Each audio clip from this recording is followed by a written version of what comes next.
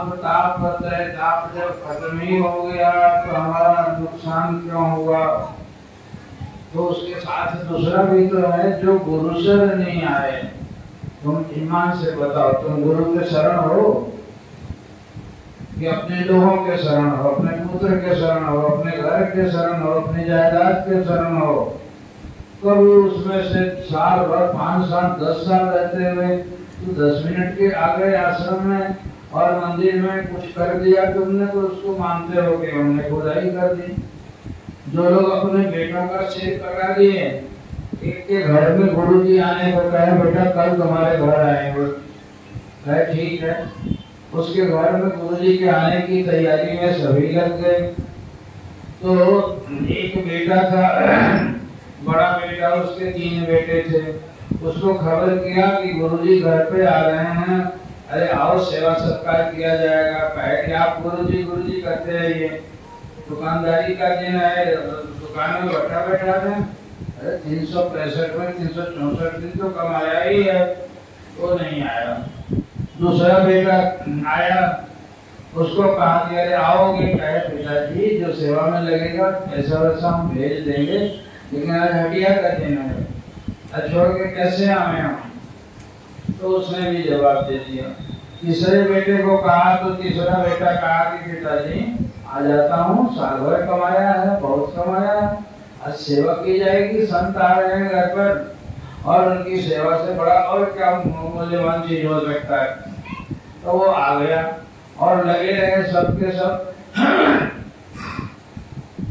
और सब सेवा में बाप बेटा दोनों, ये लाया सामान, वो लाया सामान, वो लाया। अपने संत मंडली के साथ गुरुजी चले गए। खाना पीना जब परोसा जाने लगा तो गुरुजी ने पूछा कि भाई तुम्हें तो 3 बेटे हुआ करते थे, 2 कहाँ गए हैं? कहे कि महाराज मुझे तो एक ही बेटा है।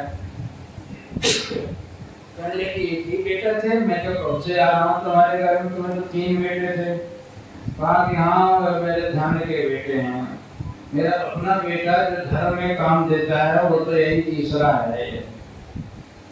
तो कहे कि क्या हुआ? कहा महाराज, उसको कहा तो कहा कि बाजार से फुर्सत नहीं। दूसरा कहा कि कुछ पैसा दे देंगे लेकिन हम नहीं आएंगे, और तीसरा पैसा के साथ खुद भी आ गया, इसलिए मेरा बेटा तो एक ही है। तो बाबा हंसे, कहे कि अच्छा और धन कितना है? कहा महाराज बस 500,000 होगा। कहा कि इतने बड़े सेठ हो, इतनी बड़ी कोठी के मालिक हो और कहते हो 500,000 होगा? कहा कि हाँ, जब से दीक्षा ली है तो कभी 100, कभी 50, कभी 200 आपको सेवा करता हूँ, तो ये 500,000 से कम तो होगा नहीं। और ये धन तो तीनों लोग हरण कर लेंगे बेटे लोग, मेरे मरने के बाद ही तुरंत नाम कटा के मेरा और आपका नाम चढ़वा लेंगे। तो ये तो मेरा नहीं है, मेरे साथ जो आपकी सेवा की है मैंने वही लेके साथ जाऊंगा। जब राज उस समय नहीं पूछेगा कितना धन कमा के आए हो, उस समय पूछेगा तुमने धर्म में कितना त्याग किया, तुमने दान कितना किया, खाली कमाया और पेट भरा और दूसरों के पेट भरने के लिए 4 खानदान के लिए दे दिया, छोड़ के आ गए हाथ पसारे हुए। अरे जब सिकंदर कहता है अगरचे घर जहाँ के जल सभी मुल्कों के मालिक थे, सिकंदर जब गया दुनिया से दोनों हाथ खाली थे। जो उतने बड़े बड़े अफलातून नहीं लेके गए, यहाँ वाले सब ले लेंगे और तुमको उठा के श्मशान में जला देंगे। तो उसने कहा तुम्हारी उम्र कितनी है? कहा हमारा 3.5 साल। अरे बुढ़ऊ लगते हो तुम, 80 साल के, 3.5 ही साल है। कहा कि हाँ महाराज 3.5 साल में जो 80 साल के हों, बाकी 77 साल तो मैंने पेट पालने में और बच्चों के लिए, परिवार के लिए, धन जन कमाने में, ऐश्वर्य कमाने में, घर बनाने में लगा रहा। जब से आपका गुरु मंत्र मिला है, जब से नाम जपता हूँ और इसी नाम की सीढ़ी पर चढ़ के मैं ब्रह्मलोक जाऊंगा, देवलोक को जाऊंगा। इसीलिए मेरी उम्र तो उतनी ही है, कहने के लिए देश पके हुए हैं। ये सत्य है जगत का, इसको जानो। ये संत लोगों ने जो अभी कहा, मैं जो बोल रहा हूँ मैं किताब पढ़ के नहीं कहा, मैं कहता हूँ आँखन देखी, तू कहते हो कागज देखी। मैंने जीवन दिया है सदगुरु के सानिध्य में, उनके अनुशासन में। मैं दिखता हूँ तुम्हें, तुमने संसार कमाया, हमने धर्म कमाया, हमने सेवा की। 15 साल की उम्र में तो उनके पास चला गया था, तो सारी उम्र क्या कमाया, वही बांटने के लिए उनका आदेश हुआ। जाते जाते ठाकुर कह रहे थे, मेरा उपदेश जो तुमने लिया है तुम लोगों के बीच में घूम घूम कर देना। आज 45 साल से इसी नौलिया गांव में आ रहा हूँ। उस समय मेरे समय के बहुत सारे बच्चे बूढ़े हो गए, बूढ़े मर गए, और बच्चियां छोटी छोटी हुआ करती थी, वो बड़ी हो गई, माँ दादी नानी बन गई हैं। और देखता हूँ मैं भी बदल गया हूँ। मैं उस समय रास्ते में चला करता था तो लोग देखते थे, जवानी की उम्र थी 35 साल की, लोग कहते थे बड़े इतना सुंदर और इतना पढ़ा लिखा भी साधु होता है। साधु तो दांत टूटा हुआ, फटी गुजरी पहना हुआ, ले लेके भिक्षा करके चलता है, वो साधु होता है। ऐसा साधु देख कर हैरान होते थे। आज मैं गिन रहा था, यहाँ 10, 15, 20 गाँव के लोग आते थे मेरे संपर्क में, मैं उनके यहाँ जाता था।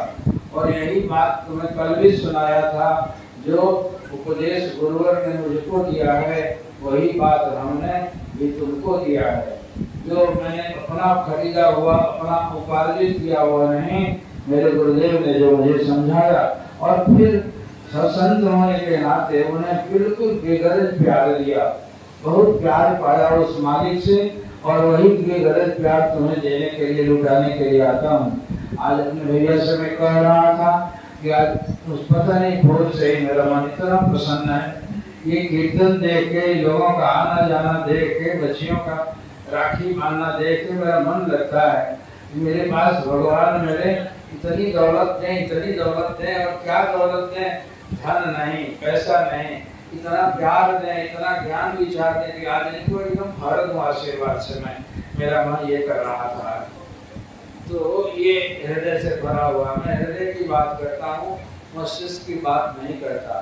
तो मेरे जिनके लिए संबोधन किया थे पहले बोल गए, वे आजन्म बिल्कुल गुरुदेव के आजन्म उपासक हैं और परम संत हैं। मैंने जीवन में इतना भटका हिमालय में, और जहाँ तहाँ तो बिल्कुल पोस्टर के साधु, भेष के साधु तो सब मिले, लेख का साधु एक ही मिला मेरे जीवन में।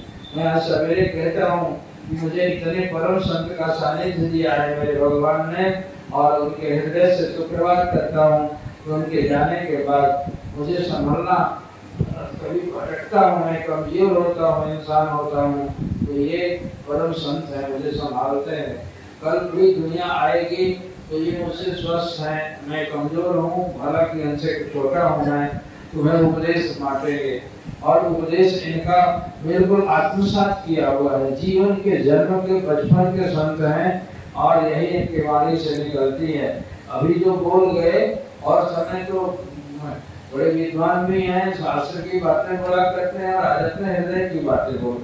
देखो संत जो है हृदय की भाषा बोलता है, और संतों की बात नहीं करता है। स्टेज पर कथा कहानी रट के आते हैं और उगल के चले जाते हैं, 1 घंटा पर ताली बज जाती है कि मेरा सत्संग खूब हुआ, और सुनने वाले भी कहते हैं सत्संग सुन के आए। पूछा जाए कि तूने सुना क्या भाई, तुझे पता नहीं।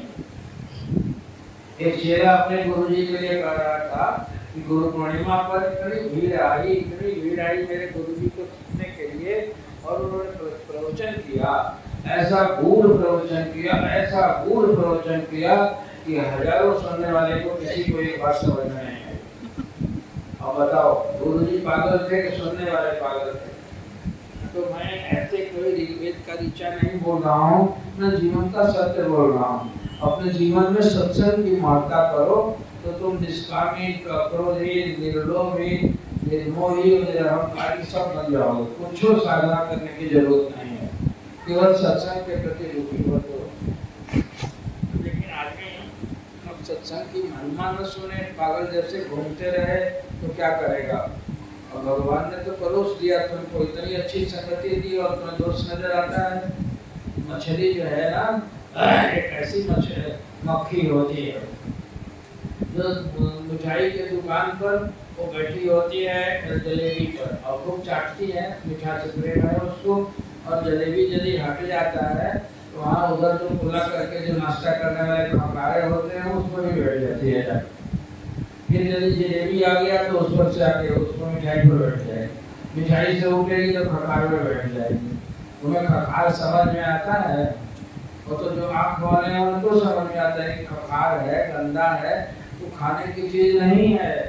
यदि सत्संग की मिठाई मिली हुई है तो उसको चखो, संसार की ओर मत ताको, संसार लात मार देगा तुम्हें। संसार तुम्हारा नहीं हुआ, किसी का नहीं हुआ, तो तुम्हारा कैसे होगा? ये दावा है महापुरुषों के सत्य उठा के, वो इतिहास को उठा कर देखे। तुम्हारा तन भी जाएगा, तुम्हारा धन भी जाएगा, तुम्हारा मन भी जाएगा, और तुम्हारे जन भी जाएंगे, नहीं रहेंगे वे। फिर हाथ मलोगे, न जलेबी के लायक रहोगे, न खुकार के लायक रहोगे। इसलिए उसको अपनाओ, इस सत्य वचन को समझो, और मन में सत्संग की जिज्ञासा और तृष्णा पैदा करो। इस सत्संग में दौड़ के जाओ, सब छोड़ के जाओ और सत्संग जरूर करो। ये सत्संग का मंदिर है, ये किसी बाप दादा की जायदाद नहीं है, ये तुम्हारे लिए बनाया गया है। इसलिए बीच बीच में, आज मेरे बुलाने पर न सही, ऐसे भी बीच में आके दंडवत करो, प्रणाम करो, शांति से मंदिर का चरणामृत लो, संतों का दर्शन करो और घर चले जाओ। थोड़ा थोड़ा समय निकाल के जरूर आओ। और देखो भाई, मन से किसी की उपेक्षा मत करो। यदि उपेक्षा से उनका मन दुखी हो गया तो तुम्हें 100 गुना पाप लगेगा, और तुम्हें 100 गुना दुख तुम्हारे ऊपर पड़ जाएगा। उपेक्षा वो करता है जो अहंकारी होता है। कहते हैं he that is down needs fear no fall. तो पढ़े थे हम लोग कविता में, जो खुद ही जमीन पर बैठा है वो गिरेगा कैसे? जो ऊंचा बैठेगा वो गिरेगा। तुमने मान लिया कि मैं धनी हूँ, मैं बलवान हूँ, मैं ज्ञानवान हूँ, मैं विचारवान हूँ, मैं आचारवान हूँ, इसका भी अहंकार होता है। उसमें जरा सी ठेस लगेगी तो तिल मिला जाओगे। इसलिए तिल मिलाने से बचना हुआ है। तो दीनता का, भगवान के प्रति शरणागति का आचर ओढ़ के रहो। जैसे प्रहलाद ने उसका होलिका का आचर ओढ़ा था, उस आचर में सुरक्षित रहोगे, तेरा मन आंदोलित नहीं होगा। सुबह से शाम तक गिनो, तेरा मन खिन्न क्यों होता है? और उस खिन्नता का कारण ढूंढो और प्रार्थना करो सवेरे सवेरे, परमात्मा हमारे ऊपर सिर पर लोड़ा पड़ जाएगा तब भी मन को खिन्न नहीं होने दूंगा। ऐसे ध्यान कर, छोटी छोटी बातों के लिए क्यों खिन्न होते हो? जब करो ना, भगवान का जब मिला है तुमको आनंदित रहने के लिए, प्रफुल्ल रहने के लिए, प्रमुदित रहने के लिए, उसको जपो। भूल कर भी, सपने में भी किसी जीव का अपकार न हो जाए, है कि किसी जीव का अपकार न हो जाए, मेरे लिए किसी की उपेक्षा नहीं होए परमात्मा, ये मानसिक पाप है। किसी को चोट दे दिया तो ये शारीरिक पाप है। इसलिए मानसिक, शारीरिक, कायिक किसी तरह का वैसे पाप ना होने दो। पाप से बचो भैया, यही सत्संग का सार है। और दोहा चौपाइयां कितनी भी सुना रहे हम तो क्या करोगे? प्रत्यक्ष बैठा हूँ और जीवन का सत्य है, गुरु भगवान से पाया हुआ ये मंत्र है कि सबको प्यार दो, सबको आदर दो। धर्म वही है जिससे किसी का दिल न दुखे। दिल दुखा दिया तुम्हें, गाय हत्या कर दी तुमने, किसी का दिल न दुखाओ। मेरे किसी व्यवहार से किसी के चेहरे पर मायूसी ना आवे। गुरुदेव भगवान का ये सूत्र है उनका, वो तपस्वी महापुरुष का वचन है कि धर्म वही है जिसके किसी व्यवहार से किसी का दिल न दुखे। तुम सबको अमृत बांटो, प्रेम बांटो, सहृदयता बांटो, सबका चेहरा ऐसे रगड़ के उसके सिर पर हाथ करो। छोटा है तो उसको आशीर्वाद दो, बड़ा है तो उसकी प्रार्थना करो। और यही सत्संग का सार है। लोग जप करवाते हैं, जप करने के लिए तुम्हारा मन है ही कहाँ की जप करोगे? तुम बैठोगे भूत जैसा मन, कभी खेत में, कल्याण में, कभी इधर में, इधर देता। बंदरवा कैसे करता है? या कौवा देखो ऊपर में ऐसे करता है। ऐसे तुम्हारा मन जो है बंदर का बाप रहो, और बंदरों की तरह से ऐसा होता है। और जब अच्छी बातें छोटे से भी मिल जाए तो उसका आदर करो भाई। देखो अनादर करोगे तो भगवान तुम्हें जीवन भर के लिए, सत्तर जीवन के लिए मोड़ बना देगा। अब ये तीन संतों ने कहा, तो बच्ची हमारी इतनी छोटी है, तुम्हारे देखने में वैसे कहती है कि 45,000 साल के हो गए हैं, और कितना खरा, कितनी अच्छी बात बोल गई। और बातें तो हम जानते हैं, प्रहलाद की बात कितनी स्पष्ट बात कही। और बाबा जी ने उद्रेक कर दिया, वो गई जैसे गैया दूध देती है। अब इसमें बहुत ही उससे द्वेष करने वाले लोग भी बैठे होंगे। क्या इतनी छोटी सी 2 दिन की गुड़िया थी, गुड़िया से विवेक पूरी बन गई है। कुड़िया से विवेक पुरी बन गए। बड़े बड़े संतों ने उसको सराहा है, हम नहीं कह रहे हैं। बड़े बड़े ज्ञानवान विचारवान जो माधव साहब जैसे इतने बड़े त्यागी पुरुष और देश के बड़े लोगों ने 1000 लोगों की मंडली में बोली है, कुछ टोकरा नहीं पढ़ाया होगा। अब ये पिछले जन्म का संस्कार लेके आई है तो तुम कैसे कर लोगे? सूरज को पेट्रोमैक्स कह रहे तो तुम्हारे मुंह पर ही कोई थप्पड़ मारेगा। सूरज को पेट्रोमैक्स कहोगे और अच्छे को अच्छा नहीं कहना महान पाप है।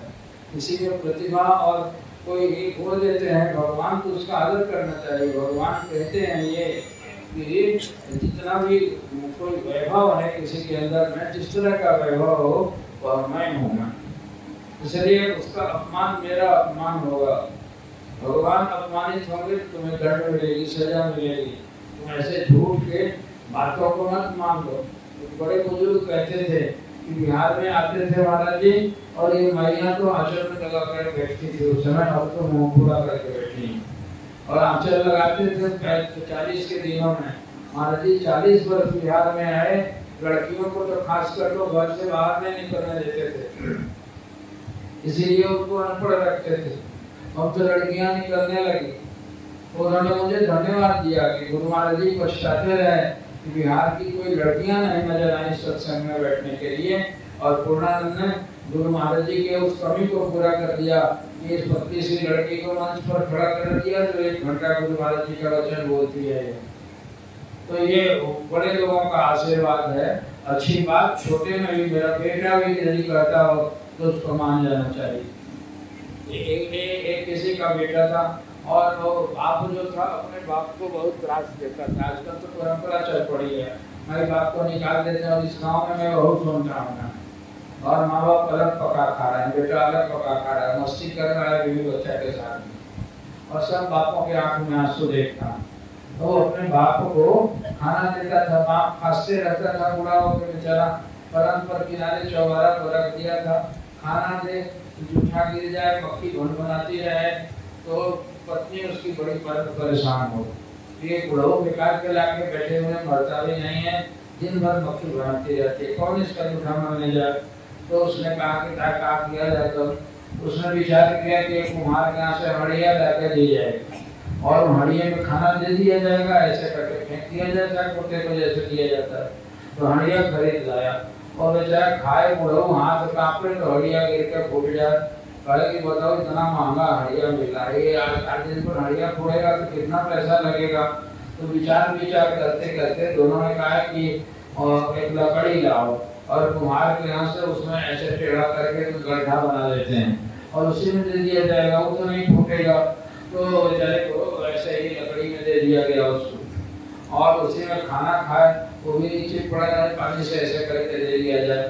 तो ये बड़ा आराम से बिना फूटे बिना ऐसे चल रहा था घड़िया में काम धाम। एक दिन उसका बच्चा 5 साल का था, वो स्कूल जा रहा था तो 10 बजे का समय हो गया था। एक लकड़ी को चाकू से ऐसे ऐसे कर रहा था, खोद के चाकू, और बेचारा लड़का कितना कर पाए, तो इतना सा जरा सा छेद कर पाया था।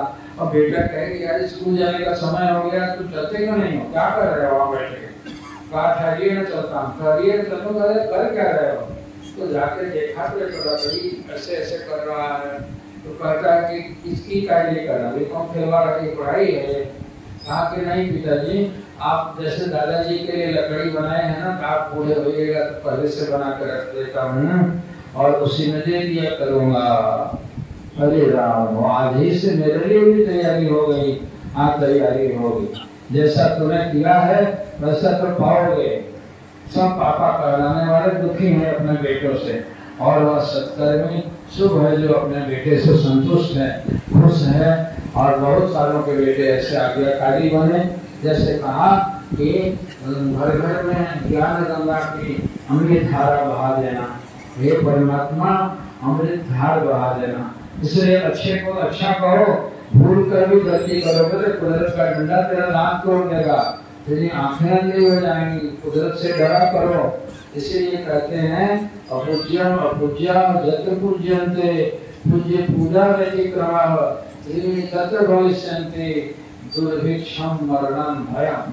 ये शास्त्र का वचन है कि यदि अपूज्य है, दुष्ट है, तो उसकी पूजा को शामिल करते हैं। आज लेकिन चलो चोर है, बदमाश है, शराबी है, तो वो आगे पीछे बाबू बाबू करते चलते हैं। और जो संत जन हैं अनगढ़ रहते हैं, संत दिखाते नहीं हैं, वैसे संतों की उपेक्षा से जब आए हैं भीख मांगने के लिए, ऐसे उसको दुष्कार देते हैं। जब ऐसा होने लगा समाज में तो अकाल पड़ेगा, मार आएगी और मरण होगा। जगह जगह देखो, मर गया सब, पूजा में मर गए, वहाँ आकाश पटा मर गए, और खाली मृत्यु सुनाई पड़ती है। पेपर उठा के देखो, केवल दुराचार, अनाचार, दुष्कर्म, और फिर वो पकड़ा गया ईडी में, इतने लोग वहाँ मर गए। एक चीज सुख जो है पेपर उठा के देखना, कोई अच्छी बात तो मिलती ही नहीं। दिमाग जो भी शांत है, रात में उठ के वो सारा गंदा हो जाता है पेपर पढ़ के। कोई होता है कि कहीं आप सत्संग में इतनी अच्छी बातें कर रहे हो, ये नहीं छापेगा। और कहीं दुर्घटना हो जाए ना, कोई लड़का कोई भगा के लड़की को ले जाके ब्याह करके ही छाप देगा उसको। सत्संग की बात नहीं छपेगा। 29 वर्ष हो तब भी बुद्धि उल्टी हो गई तो क्या करें।